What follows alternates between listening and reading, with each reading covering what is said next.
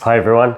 I'd like to just talk very briefly about two different things today in this video. The first is simply to say thank you for those who have responded or who are still considering their response to our preaching series on giving.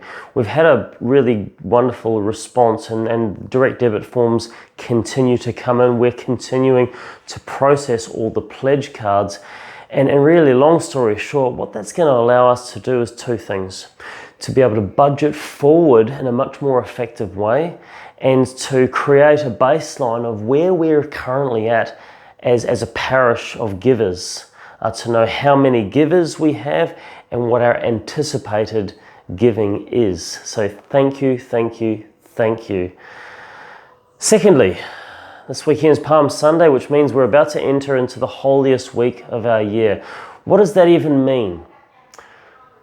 To be holy means to be more whom God desires us to be, which means to be set aside for God's purpose, for us in our lives to be set aside for God's purposes.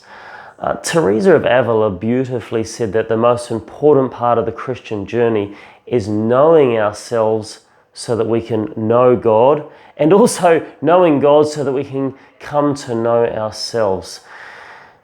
And so Holy Week is all about setting aside time for deliberate prayer, for deliberate preparation, or to celebrate the most amazing thing that happened and continues to happen, the resurrection. Because if the resurrection isn't always and everywhere, it's never and nowhere. If the resurrection was only 2,000 years ago, it's never and nowhere. So I challenge us, I challenge you to approach Holy Week with a sense of deliberateness. What are you going to do this Holy Week? Will it slide by unnoticed? Or will we arrive at the celebration of the Lord's Supper on Thursday night full of anticipation to encounter Jesus, who lives and reigns forever and ever? Amen.